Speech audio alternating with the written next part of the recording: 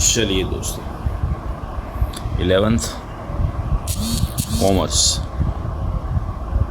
अब यहाँ सवाल नंबर 6 जो दिया हुआ है उसमें अपने को दी हुई है संचयी आवृत्ति। संचयी आवृत्ति मतलब से अधिक प्रकार की संचयी आवृत्ति। संचयी आवृत्ति दो प्रकार की होती हैं, आगे अपने देखी, एक से कम और दूसरी से अधिक।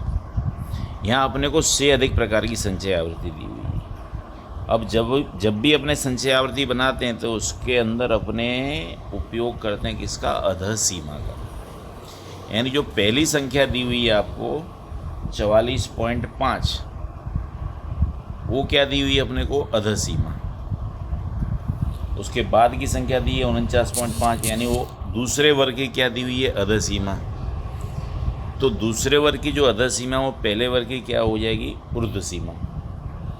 अब जब अपने अनिवारक से निवारक बनाते थे तो क्या करते थे कि ऊर्ध्व सीमा में आगे वाले वर्ग की ऊर्ध्व सीमा, उसके पहले के वर्ग की अधः सीमा घटाकर जो अंतर आता था उसमें भाग देते थे 2 से, और 2 से भाग दें तो जो अपने को मूल्य मिलता था उसे अधः सीमा में से घटाते थे और ऊर्ध्व सीमा में जोड़ते थे।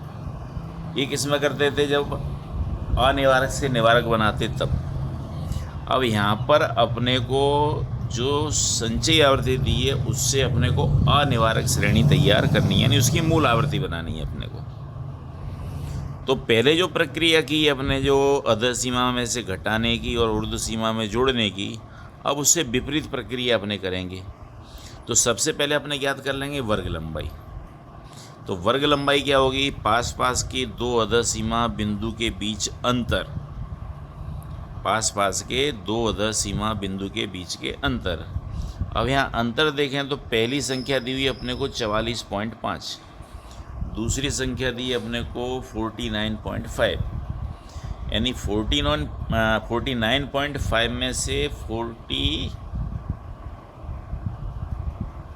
44.5 माइनस करें अपने तो वो संख्या मिल जाएगी अपने कौन सी, उसकी वर्ग लंबाई। या अपने 54.5 में से 49.5 माइनस करो, सब में वर्ग लंबाई कैसी होगी, समान। तो वो सबसे पहले अपने याद कर लेंगे वर्ग लंबाई, जिससे कि अपने को वर्ग बनाने में आसानी रहे। दूसरी चीज़, जो अधः सीमा बिंदु है उस बिंदु को अपने परिवर्तित करें किसमें, अधः सीमा के अंदर। तो उसमें तो अपने इस बिंदु को हटा दें, अधः सीमा कर देंगे, ये हो जाएगी अपनी क्या, अधः सीमा। यानी वर्ग की अधः सीमा बराबर क्या होगा, अधः सीमा बिंदु प्लस 0.5। पहले क्या करते थे अपने, घटाते थे, और किस में से, अधः सीमा में से। कब, जब अनिवारक से निवारक बनाते तब। और अब अपने निवारक से अनिवारक बनाना है तो जो घटाया था पहले उसको जोड़ दो, यानी 44.5 के अंदर 0.5 जोड़ेंगे तो कितनी संख्या मिलेगी, 45 अपने को। उसी प्रकार ऊर्ध्व सीमा बिंदु में से अपने घटाते थे,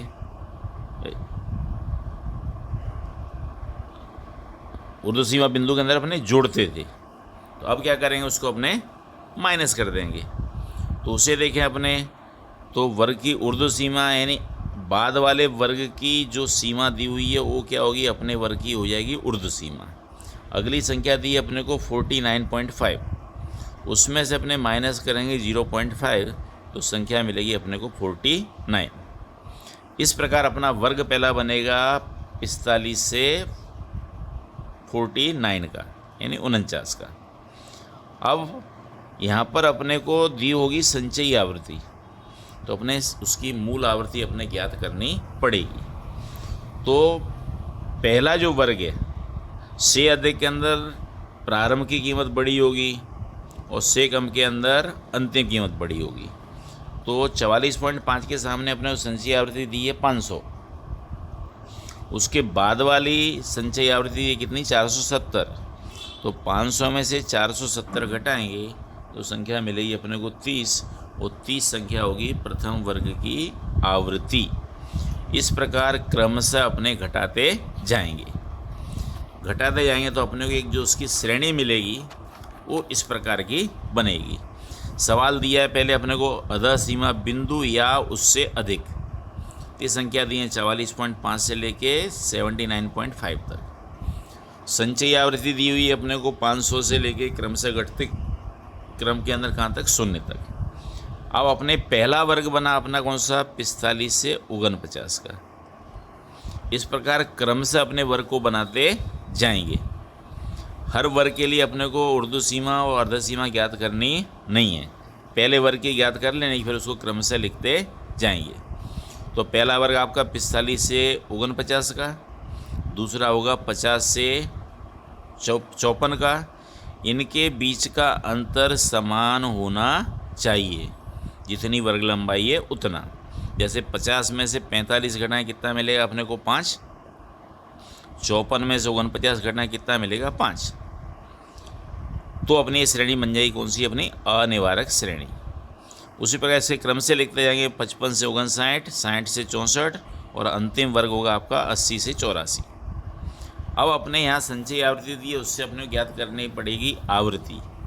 तो सबसे पहली संचयी आवृत्ति दी है अपने को कितनी, 500। और उसके बाद वाली अधः सीमा की आवृत्ति कितनी है, 470। तो 500 में से 470 घटाएंगे तो कितना मिलेगा अपने को, 30।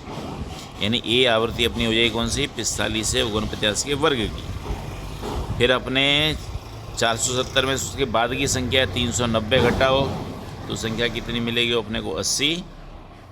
फिर 390 में से 290 घटाएंगे तो संख्या मिलेगी 100। 290 में से 240 घटाएंगे तो कितनी मिलेगी, 50। 240 में से 90 घटाएंगे तो संख्या मिलेगी अपने को 150। 90 में से 10 घटाएंगे कितनी मिलेगी अपने को, 80। और 10 में से 0 घटाएंगे कितना, 0। अब इसके आगे कोई संचयी आवृत्ति नहीं है, तो अंतिम वर्ग है उसका मूल्य कितना होगा, 0। उसे ऐसे ही अपने लिखेंगे, उसे माइनस करके दर्शाएंगे नहीं। तो ये सवाल होगा आपका सवाल नंबर 6, जहाँ पर अपने को संचयी आवृत्ति दी है, उस पर से अपने अनिवारक सतत आवृत्ति वितरण तैयार करना है। तो इसके लिए खास ध्यान रखने का अपने कि जो पहले अपने घटाते थे अधः सीमा में से उसे जोड़ने का, और ऊर्ध्व सीमा में जो अपने जोड़ते थे उसे अपने घटाएंगे, तो नए वर्ग मिल जाएंगे अपने को 45 से 49। इस प्रकार क्रमशः उनको लिखते जाएंगे। धन्यवाद।